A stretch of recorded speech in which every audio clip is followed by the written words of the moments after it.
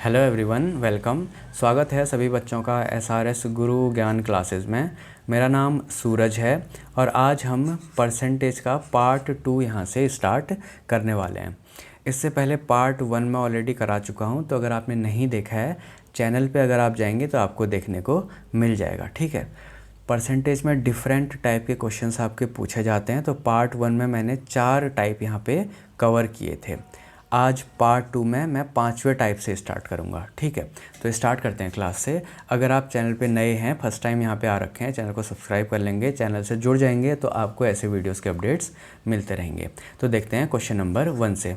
लिखा हुआ है कि Ajay invest 25% of his total income in rent, 5% in food, 15% in traveling and 10% in clothes, and still he saves rupees 27,000. Find his monthly income. तो देखिए, अजय नाम का एक लड़का है जो कि 25% जो भी उसकी मंथली सैलरी है उसका 25% रेंट में खर्च कर देता है, 5% खाने पीने में खर्च कर देता है, 15% घूमने में और 10% जो है वो कपड़ों में यहाँ पे खर्च कर देता है। इतना खर्चा होने के बावजूद भी वो महीने के 27,000 रुपये यहाँ पे बचा लेता है। तो हमसे क्या पूछा गया है, उसकी मंथली इनकम कितनी होगी। ठीक है, देखिए मान लीजिए कि उसकी मंथली इनकम कितनी है, 100% है, हमने ये मान लिया। देखिए आगे चलते हैं। अब किस किस चीज़ में खर्च करता है वो, 25% तो खर्चा करता है अपने रेंट में खर्चा करता है, 5% किस में खर्चा कर रहा है, फूड में खर्चा कर रहा है। ठीक है, 15% किस में खर्चा कर रहा है, वो ट्रैवलिंग में खर्चा कर रहा है, और साथ में 10% किस में खर्चा कर रहा है, कपड़ों में खर्चा कर रहा है। तो टोटल खर्चा उसका कितना है, इतना। ठीक है, और टोटल इनकम कितनी है उसकी, 100% की। देख लीजिए, तो 100% माइनस यहाँ पे क्या कर देंगे, उसका टोटल खर्चा। तो 25 और 5 कितना हो गया, 30, 30 और 15 कितना हो गया, 45, और 45 और 10 कितना हो गया, 55। यानी कि 100% में से 55% वो खर्च कर देता है। तो बच कितना जाएगा, 45% बच जाएगा। और क्वेश्चन में हमको यही दिया गया है कि कितना बचा लेता है, रुपीज़ 27,000 वो बचा लेता है। तो 45% जो हमने बचाया था वो किसके बराबर हो जाएगा, 27,000 के बराबर। तो हमको निकालना क्या है, फाइंड हिज मंथली इनकम। और हमने स्टार्टिंग में माना था कि इसकी मंथली इनकम होगी कितनी, 100%। तो अगर 45% हमको पता है 27,000 है, तो 100% कितना हो जाएगा, उसके लिए हम क्या कर देंगे, यहाँ पे क्रॉस मल्टीप्लाई। तो आ जाएगा यहाँ पे 27,000 गुणा 100/45। ठीक है, 9 से काटेंगे, 9 पंचे 45, 9 से 3 बार ये कट जाएगा, 1 2 3, 5 से अगर इसको काटते हैं तो 6 बार कटेगा, 600। तो मंथली इनकम कितनी आ गई, 600 गुणा 100 कितना हो गया, 60,000। ठीक है, तो हमारा फाइनल आंसर क्या आ गया, 60,000। चलते हैं क्वेश्चन नंबर 2 पे। देखिए लिखा हुआ है कि Ram invest 20% of his monthly income in food, 15% in books, 30% of the remaining income in clothes. If he saves 6,825 rupees, find his monthly income. अब देखिए, आपको लग रहा होगा कि पहला और दूसरा क्वेश्चन सेम है, लेकिन ऐसा नहीं है। तो हमको निकालना सेम चीज़ है, लेकिन यहाँ पे देखिए फाइंड हिज मंथली इनकम, और मंथली इनकम मानेंगे क्या, 100%, जैसा कि हमने पहले क्वेश्चन में माना था। अब देखिए लिखा हुआ है कि राम 20% किस में खर्चा कर देता है, खाने पीने में खर्चा कर देता है। तो 20% उसका खाने पीने में खर्चा हो गया, माइनस 15% वो खर्च करता है किताबों में, 15% उसने किताबों में खर्च कर लिया। ठीक है, लिखा है साथ में कि 30% of remaining income in clothes, यानी कि इतना खर्चा करने के बाद जो पैसा उसके पास बच जाता है उसको वो खर्चा करता है किस में, कपड़ों में। ठीक है, तो उसने खर्चा अभी तक कितना कर दिया, 35%। तो 100 में से इसको घटा देंगे तो बच कितना गया, 65%। तो ये जो बच गया, इसमें से अब वो 30% किस में खर्च करता है, अपने कपड़ों में खर्च करता है। तो 65% का 30% कितना हो गया हमारे पास, 6 × 18 19.5। तो अब 19.5 उसका और यहाँ पे खर्चा निकल के आ गया। टोटल कितना बचा था, 65%। तो 65 माइनस 19.5 करेंगे तो हमारा कितना आ जाएगा, 45.5%। यहाँ पे उसके पास इतने पैसे बच गए। साथ में लिखा हुआ है कि इफ़ ही सेव्स 6,825 रुपीज़, और हमने यहाँ पे सेविंग ऑलरेडी निकाल दी, उसकी कितनी प्रतिशत है, 45.5%। तो हम यहाँ पे क्या लिख लेंगे, 45.5%, ये किसके बराबर हो जाएगा, 6,825 के बराबर। अगर हमने ये निकाल लिया तो 100% कैसे निकालेंगे, यहाँ पे क्रॉस मल्टीप्लाई कर दीजिए, यानी कि 6,825 गुणा 100 बट्टे में कितना आ जाएगा 45.5। ठीक है, दशमलव अगर यहाँ से हटाएंगे तो यहाँ पे एक और जीरो हम आसानी से बढ़ा सकते हैं। 5 से काटेंगे 5 9 45, 5 एकम 5, 5 से 5 दूनी 10, 0 0। 13 से काटेंगे 13 7 91, 13 पंचे 65, बच गया 3, 13 दूनी 26 और बच गया 6, 13 पंचे 65।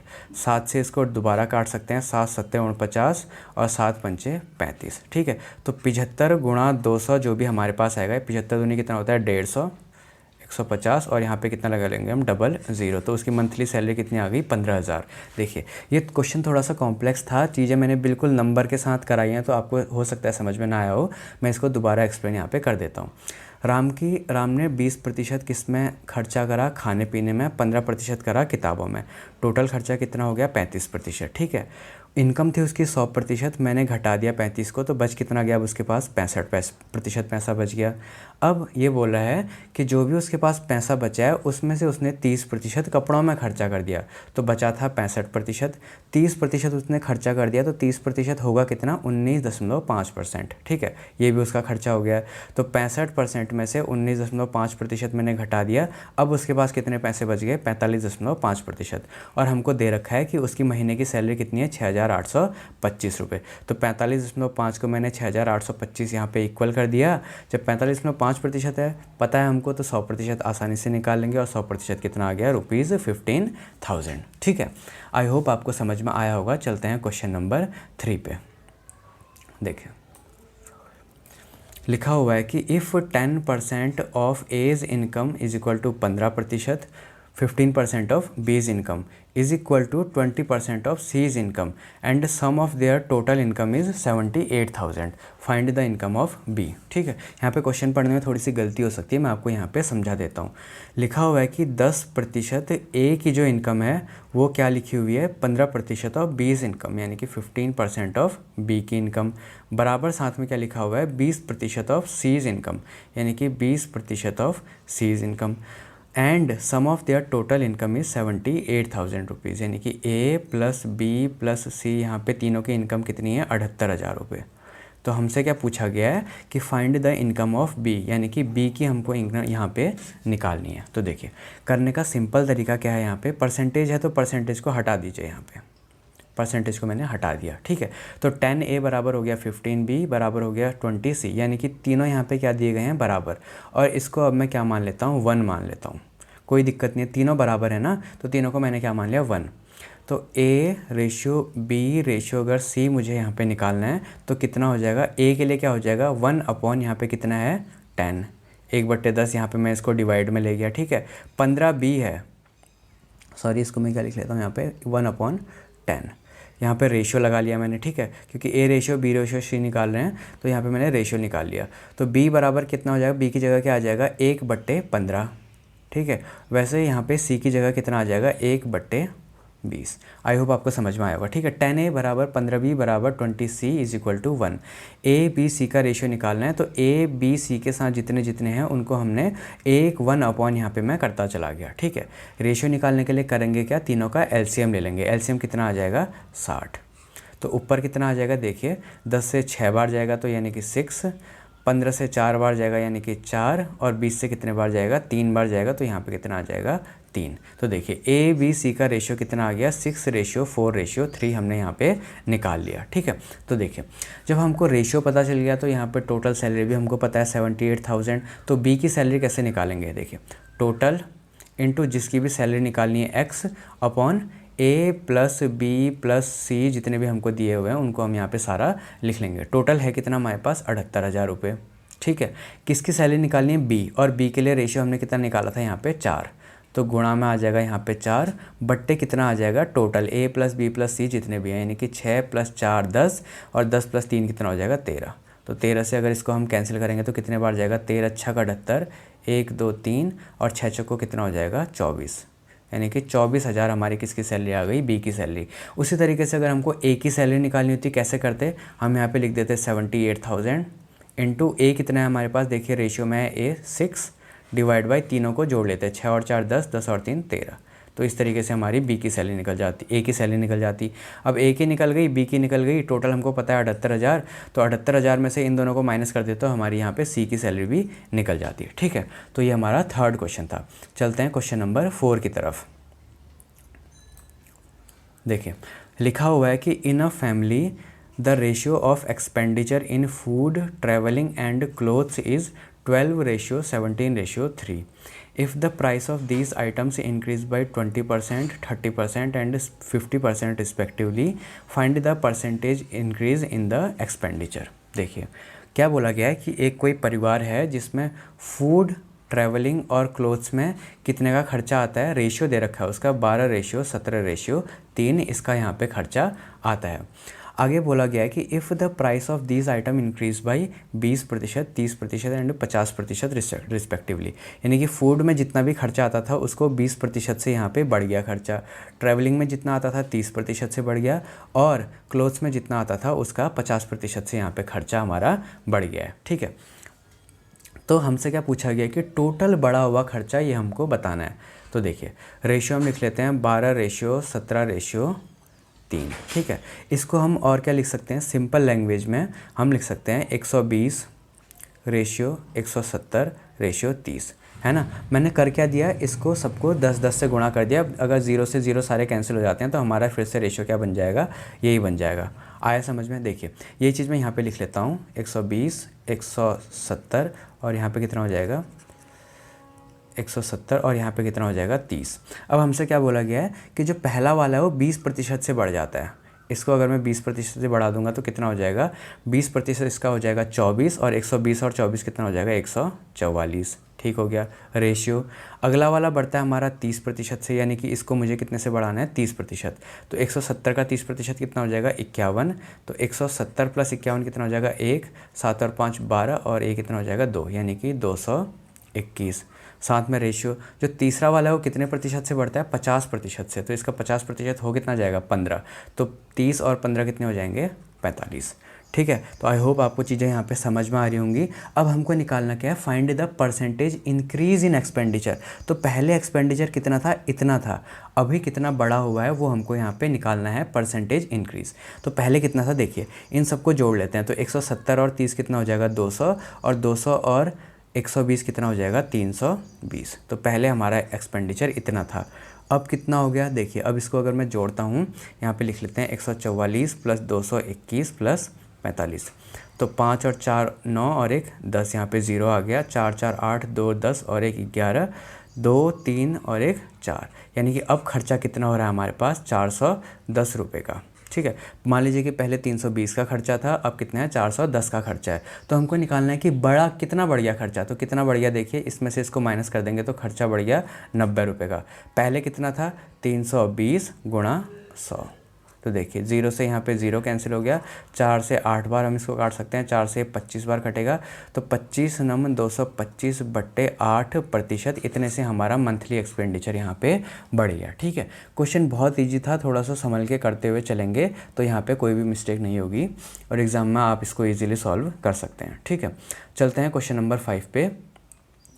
क्या लिखा है देखिए, लिखा हुआ है कि in a college the ratio of boys and girls is 3:2। If 20% of boys and 30% of girls get scholarship, find the total number of students who do not get the scholarship. देखिए बोला कि एक कोई कॉलेज है जहाँ पे boys और girls यानी कि लड़के और लड़कियों का अनुपात कितना दे रखा है 3:2। ठीक हो गया, जिसमें से कि जो 20% लड़के हैं और 30% लड़कियां हैं उनको स्कॉलरशिप मिल जाती है। तो कितने प्रतिशत ऐसे बच्चे होंगे जिनको स्कॉलरशिप नहीं मिलेगी, ये हमको निकालना है। तो हम मान लेते हैं यहाँ पे कि टोटल बच्चे कितने हैं 100% हैं, मान लिया। ठीक है, लड़के और लड़कियों का अनुपात हमको कितना दे रखा है 3:2। तो हम इससे निकाल सकते हैं कि लड़कियां कितने प्रतिशत होंगे और लड़के कितने प्रतिशत होंगे। कैसे निकालेंगे, टोटल हो गया 100, तो लड़कों के लिए क्या करेंगे गुणा 3 बट्टे टोटल 3 और 2 कितना हो गया 5। 5 से 5 दूनी 10 0, तो लड़के कितने आ गए 60%। तो लड़के यहाँ पे कितना निकाले हमने, बॉयज़ रेशियो गर्ल्स, लड़के आ गए हमारे पास 60%, तो लड़कियाँ कितनी आ जाएंगी हमारे पास 40%। ठीक है, ये लड़कों का और लड़कियों का अनुपात हमको पता लग गया। अब देखिए बोला गया है कि 20% लड़कों को स्कॉलरशिप मिल जाती है, तो 60% में से 20% को स्कॉलरशिप मिल गई, यानी कि कितने बच्चों को मिली होगी यहाँ पे 12% को यहाँ पे स्कॉलरशिप मिल गई। सेम तरीके से लड़कियाँ 30% लड़कियों को स्कॉलरशिप मिलती है, तो यहाँ पे 40 का 30% कितना हो जाएगा, यहाँ पे भी 12% आएगा। ठीक है, तो यहाँ पे 12% बच्चों को स्कॉलरशिप मिली, मतलब लड़के 12% को मिली, लड़कियों को भी 12% को मिली, तो टोटल कितने प्रतिशत बच्चों को स्कॉलरशिप मिली, 24%। तो कितनों को नहीं मिली होगी, 100 में से हम 24 को माइनस कर देंगे तो 76% बच्चों को यहाँ पे स्कॉलरशिप नहीं मिली। ठीक है, तो आई होप आपको चीज़ें समझ में आ रही होंगी। अगर वीडियो अच्छा लग रहा है तो प्लीज़ लाइक द वीडियो, साथ में फ्रेंड्स के साथ शेयर करना है, सब्सक्राइब करेंगे तो मुझे भी मोटिवेशन मिलेगा और मैं ऐसे क्वेश्चंस आपके लिए लेके आते रहूँगा। ठीक है, चलते हैं नेक्स्ट क्वेश्चन पे। लिखा हुआ है कि the population of A state increases every year by 10%। If in 2003 the population of the state is 15 lakh, what will be its population in year 2006। अब देखिए हमसे बोला गया कि कोई हमारे पास स्टेट है, कोई राज्य है, कोई जगह है जहाँ पे हर साल पॉपुलेशन 10% से बढ़ जाती है। 2003 में इसकी पॉपुलेशन दे रखी है कितनी, 15 लाख। तो बोला गया है कि 2003 में अगर 15 लाख है तो 2006 में कितनी होगी। अब देखिए यहाँ पे मैं सीधे बनाते हुए चलता हूँ।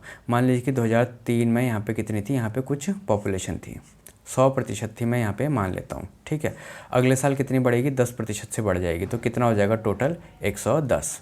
बिल्कुल सही है। अगले साल ये कब की पॉपुलेशन आ गई, 2004 की। अब कब की आएगी, 2005 की, फिर से 10% बढ़ेगी, तो 110 का 10% और बढ़ गया, यानी कि कितना हो जाएगा 110 प्लस 11। ठीक है, मैं आपको बिल्कुल बेसिक करा के चल रहा हूँ, तो टोटल कितना हो जाएगा 121। 2005 में कितनी पॉपुलेशन हो गई, 121। अब देखिए 2006 में क्या होगा, फिर से 10% पॉपुलेशन यहाँ पे बढ़ेगी, तो 121 का 10% कितना हो जाएगा, 12.1। तो और जोड़ के कितना आ जाएगा, 133.1। ठीक है, तो 2003 में पॉपुलेशन इतनी थी, हर साल 10% यहाँ पे बढ़ती चली गई, तो 2006 में पॉपुलेशन जाके कितनी हो जा रही है, 133.1। अब हमसे क्या बोला गया है कि 2003 में थी कितनी, 15 लाख थी, तो 2006 में कितनी हो जाएगी। तो मैं एक बार इसको इरेज कर देता हूँ वरना यहाँ पे जगह हो नहीं पाएगी। देखिए 2003 में यहाँ पे हमको कितना पता चला था, 2003 में कितनी हो गई थी, 15 लाख, और यहाँ पे था कितना, माना कितना था हमने, 100 माना था। ठीक है, 2003 में। अब देखिए 2006 में कितना हो गया था हमारे पास, 133.1।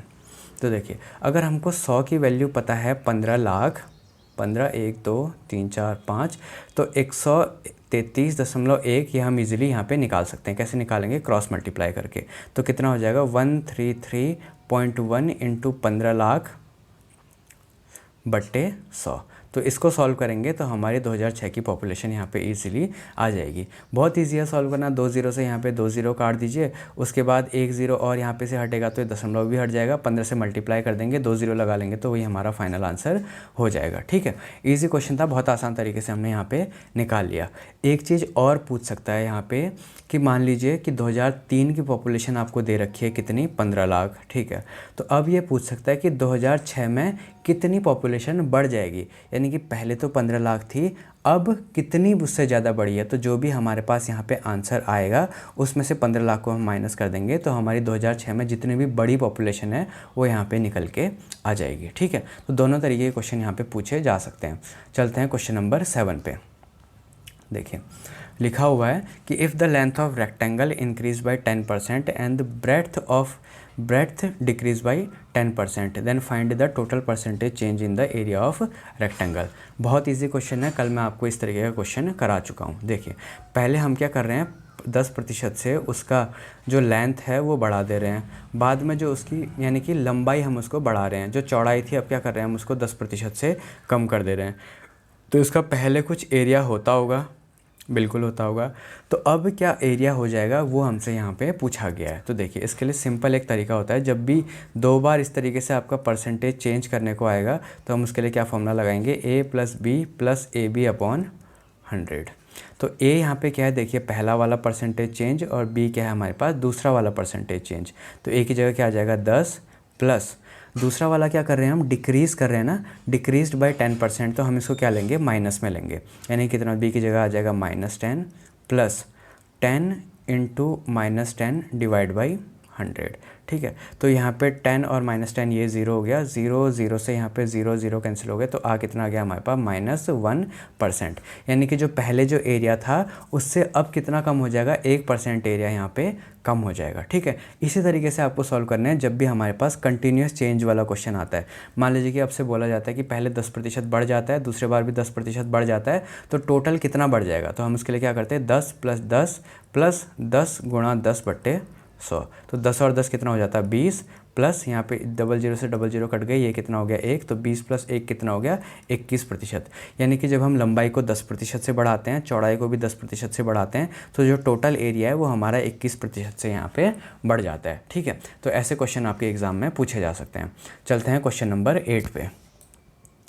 लिखा हुआ है कि 2 candidate fight for an election, one of them got 52% of votes and won by 98 votes. If 68 votes are declared invalid, find the total number of votes polled. देखिए क्या पूछा गया कि 2 कैंडिडेट हैं जो कि क्या करते हैं, एक इलेक्शन में पार्टिसिपेट करते हैं। एक कैंडिडेट को यहाँ पे 52% वोट मिल जाते हैं। तो देखिए टोटल वोट मान लीजिए कितने हैं, 100% हैं। ठीक हो गया, ठीक है, जिसमें से पहले वाले को कितने मिल गए, 52% मिल गए। जब पहले वाले को 52 मिल गए तो दूसरे वाले को कितने मिले होंगे, 100 में से 52 को घटा देंगे, यानी कि 48% वोट जो यहाँ पे हैं वो दूसरे वाले को मिले होंगे। ठीक है, देखिए लिखा हुआ है कि जो पहला वाला है वो 98 वोट से जीत जाता है, यानी कि दूसरे वाले से जब 98 वोट इसको ज़्यादा मिले होंगे तभी ये जीता होगा, है ना, सही बात। यानी कि जब 48% में अगर मैं 98 और जोड़ देता तो कितना हो जाता, 52% के बराबर हो जाता। देखिए सिंपल अगर मैं इसको लिखता हूँ, 48% + 98 बराबर कितना हो जाता, 52%। आया आपको समझ में? नहीं आया तो एक बार देख लेते हैं। देखिए पहले वाले को 52% मिले, दूसरे वाले को 48% मिले। पहला वाला 98 वोट से जीत गया, यानी कि 98 वोट जो हैं वो दूसरे वाले से इसको ज़्यादा मिले हैं। अगर मैं दूसरे वाले में 98 वोट और ऐड कर देता हूँ तो पहले वाले के बराबर हो जाते हैं। ठीक है, तो देखिए अगर मैं 52% में से 48% घटाऊंगा तो क्या मिलेगा, 4%। तो 4% किसके बराबर हो गया, 98 के बराबर। ठीक है, तो 100% यहाँ पे हम निकालेंगे, तो 100% कैसे निकालेंगे, क्रॉस मल्टीप्लाई कर दीजिए, तो 98 × 100/4। तो 4 से अगर इसको काटेंगे तो 4 दूनी 8, 4 चक्को 16, 4 पंचे 20 और 0, तो यहाँ पे वोट कितने आ गए हमारे पास, 2450। ठीक है, तो टोटल 2450 ऐसे वोट हैं जो कि काउंट किए गए। लेकिन साथ में एक चीज़ और लिखी हुई है कि जितने भी वोट पड़े हैं उसमें से 68 वोट को हमने इनवैलिड डिक्लेयर कर दिया, यानी कि वो गलत पड़े हैं, ये हमने बोल दिया है। तो find the total number of votes. तो इतने वोट तो हमारे यहाँ पे निकल गए, लेकिन जो हमारे 68 वोट जो एक्स्ट्रा हैं इसको भी हमको यहाँ पे क्या करना पड़ेगा, ऐड करना पड़ेगा, क्योंकि पड़े तो है ना, ये भी वोट पढ़े हैं, भले ही बाद में वो इनवैलिड हो गए लेकिन पहले ये पढ़ चुके हैं। तो 2450 + 68 करेंगे, उसके बाद हमारे जितने भी वोट पड़े होंगे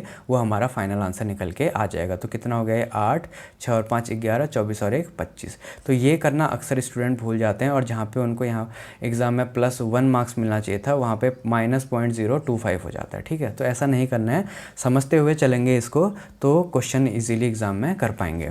तो चलते हैं क्वेश्चन नंबर 9 पे। देखिए लिखा हुआ है कि in an election between 2 candidates, one of them got 55% of the total valid votes. If total votes polled are 15,200 and 15% votes are declared invalid, find the total number of votes gained by another candidate. देखिए ऊपर वाले का ही जैसा question है, लेकिन difference क्या है यहाँ पे वो देखते हैं। 2 कैंडिडेट ने यहाँ पे फिर से इलेक्शन लड़ा, और जो पहले वाले को क्या मिल रहे हैं, 55% ऑफ वैलिड वोट्स। ऐसा नहीं लिखा है कि 55% ऑफ टोटल वोट्स, ऐसा नहीं लिखा हुआ है। लिखा हुआ है कि पहले वाले को 55% ऑफ टोटल वैलिड वोट्स यहाँ पे मिलते हैं। साथ में लिखा गया है कि टोटल वोट्स कितने हैं, 15,200, और 15% क्या हो जाते हैं उसमें, इनवैलिड। तो सबसे पहले हम ये कैलकुलेट कर लेते हैं। देखिए 15,200 हमारे पास क्या हो गए टोटल, इनवैलिड कितने हो गए इसमें से, 15%, यानी कि 15% को हमने फाइनल काउंट नहीं किया। तो 15% कैसे निकलेगा इसका, कल मैंने आपको बताया था, इसको हम क्या कर देंगे, 10 + 5% अलग अलग डिवाइड कर देंगे। तो 10% कितना हो जाएगा इसका, 1500, 20 और 5% कितना हो गया, अगर हमको 10% पता है तो हम इसका 5% निकाल सकते हैं, बट्टे 2 कर देंगे तो हमारा क्या निकल जाएगा 5%। तो 2 सत्ते 14, 2 छक्का 12 और यहाँ पे 0, दोनों को ऐड कर देंगे तो हमारा कितना आ जाएगा, 10 और 5 15% निकल के आ जाएगा। तो ये हो गया 0, 6 और 2 8, 15 और 7 कितना हो जाएगा हमारे पास 22। ठीक है, तो ये जो वोट हैं ये हमारे पास क्या हो रखे हैं, इनवैलिड वोट, यानी 15,200 टोटल वोट थे, इनवैलिड कितने हुए हमारे पास 2280। तो अगर टोटल में से इनवैलिड को घटा देंगे तो हमारे वैलिड वोट निकल के आ जाएंगे। तो 0, 10 में से 8 गए 2, यहाँ बच गया 11 में से 2 गए 9 और 14 में से 2 गए तो 12। तो ये क्या है हमारे पास टोटल वैलिड वोट। ठीक है, और क्वेश्चन में ये बोला गया है कि जो पहला वाला कैंडिडेट है उसको वैलिड वोट का 55% मिलता है, तो दूसरे वाले कैंडिडेट को क्या मिलेगा। देखिए, पहले वाले को 55% मिला किसका, वैलिड वोट्स का, तो दूसरे वाले को क्या मिला होगा, 45% मिला होगा। बस यही हमको निकालना है, यानी कि 12,920 का अगर मैं 45% निकाल लेता हूँ तो यही मेरा क्या हो जाएगा, यहाँ पे फाइनल आंसर हो जाएगा। ठीक है, तो इजी क्वेश्चन था, थोड़ा यहाँ पे हमको समझ के चलना पड़ेगा। चलते हैं क्वेश्चन नंबर 10 पे।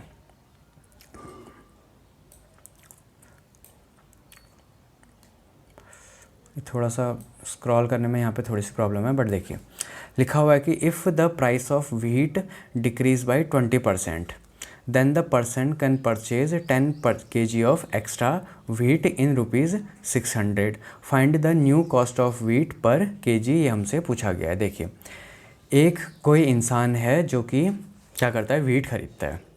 उससे पहले यहाँ पे देखते हैं कि जब जो व्हीट यानी कि गेहूं का प्राइस 20% से कम हो जाता है तो कोई भी इंसान 600 रुपये में 10 किलो एक्स्ट्रा व्हीट यहाँ पे ख़रीद सकता है। देखिए क्या बोला गया है कि जब व्हीट जो है हमारे पास उसका जो दाम है वो क्या हो गया, 20% से कम हो गया। जब दाम उसके कम हो गए हैं, प्राइस कम हो गए हैं, तो यहाँ पे क्या करेंगे, लोग ज़्यादा गेहूँ खरीद पाएंगे। तो जब 20% से दाम कम हो जाते हैं तो लोग क्या करते हैं, 10 केजी गेहूँ ज़्यादा खरीद लेते हैं। कितने रुपए में, 600 रुपये में ही। तो पहले कुछ खरीद रहे होंगे, अब दाम कम हुए तो 10 केजी और ख़रीदने लग गए। ठीक है, 10 केजी उनको एक्स्ट्रा यहाँ पे मिलने लग गया। तो देखिए यहाँ पे सिंपल चलते हैं, लिखा हुआ है कि जब दाम कितने से कम हो जाते हैं, 20%, तो 20% का मतलब कितना हो गया, 1/5। जब हमारा 1/5 से यहाँ पे दाम कम हो गया तो लोग कितना एक्स्ट्रा, लोगों को कितना एक्स्ट्रा मिलना लग जाएगा, 1/4 लोग यहाँ पे एक्स्ट्रा ख़रीदना स्टार्ट कर देंगे। ठीक है, 1/4 मैंने कल कैसे बताया था आपको, A/A-B, यानी कि 1/5 - 1 करेंगे तो कितना आ जाएगा, 4।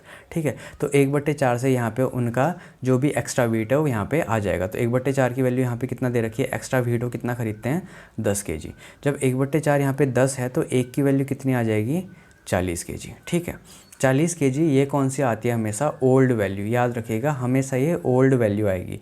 तो अगर ओल्ड इसके 40 केजी थे तो एक्स्ट्रा कितना खरीद पा रहे हैं, वो 10 केजी और ख़रीद ले रहे हैं, क्योंकि दाम हमारे पास क्या हो गए हैं, कम हो गए हैं। तो प्लस क्या कर दूंगा मैं यहाँ पे 10 केजी, तो अब कितना खरीद पा रहे हैं, वो 50 केजी खरीद ले रहे हैं। ये हमारे पास क्या आ गई, न्यू वैल्यू। ठीक है, आई समझ में, पहले वो 40 केजी खरीद रहे थे, 10 केजी एक्स्ट्रा खरीद पा रहे हैं, तो अब कितना खरीद ले रहे हैं, 50 केजी।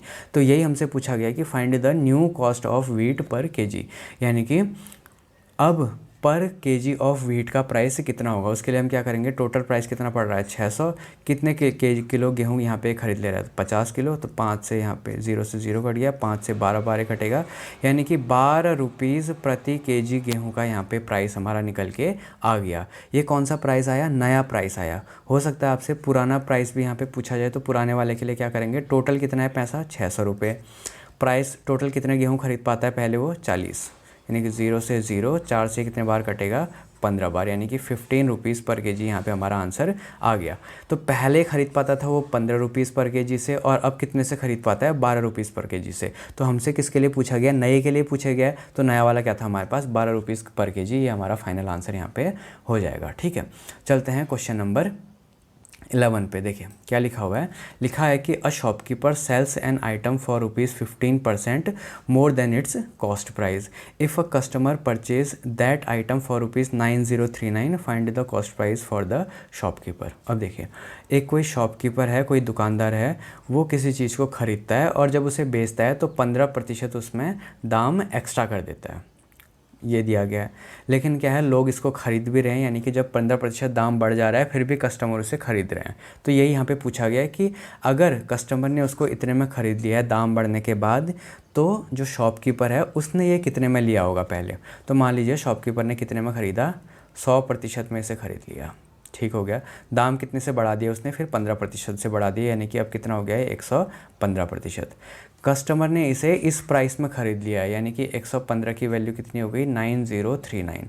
तो पूछा गया है कि जो शॉपकीपर था, दुकानदार था, उसने पहले कितने में ख़रीदा होगा। तो हमने माना था कितने में ख़रीदा था, 100 में।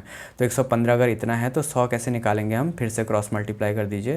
तो 9039 × 100 डिवाइड बाई 115, यानी कि अगर 5 से काटेंगे 5 दूनी 10, 5 तियाँ 15, 5 दूनी 10, 0, 23 से अगर ये काटेंगे तो इसका सीधे आंसर आ जाता है 393, ठीक है। इसको मल्टीप्लाई करेंगे तो कितना हो जाएगा, 0, 2 से 2 तियाँ 6, 2 नंबर 18, 2 तियाँ 6 और 1 7। तो कस्टमर जो शॉपकीपर है उसके लिए कॉस्ट प्राइस कितना हो जाएगा, 7860। इसमें अगर 15% से बढ़ा दिया जाता है तो वो किसके लिए हो जाएगा, हमारा कस्टमर के लिए। अगर आप 15% से बढ़ाओगे तो आंसर हमारे पास यहाँ पे क्या आएगा, यही आएगा, ठीक है। लेकिन हमको शॉपकीपर के लिए पूछा गया तो फाइनल आंसर हमारे पास क्या होगा, 7860 रुपये। तो आई होप आपको वीडियो समझ में आएगा, क्वेश्चन आपको समझ में आए होंगे। तो पहले पार्ट में मैंने 4 टाइप के क्वेश्चन कराए थे, 5 टाइप मैंने यहाँ पे करा दिए हैं। तो टोटल कितने हो गए, 9 टाइप के क्वेश्चन मैं ऑलरेडी यहाँ पे करा चुका हूँ, ठीक है। तो अगर वीडियो अच्छी लगी है, कुछ आपको सीखने को मिला है तो प्लीज़ लाइक द वीडियो, साथ में चैनल को सब्सक्राइब कर लीजिए, चैनल से जुड़ जाइए ताकि ऐसे वीडियोज़ के अपडेट्स आपको टाइम टू टाइम यहाँ पे मिलते रहें, ठीक है। तो मिलते हैं नेक्स्ट वीडियो में ऐसे क्वेश्चंस के साथ, तब तक के लिए थैंक यू।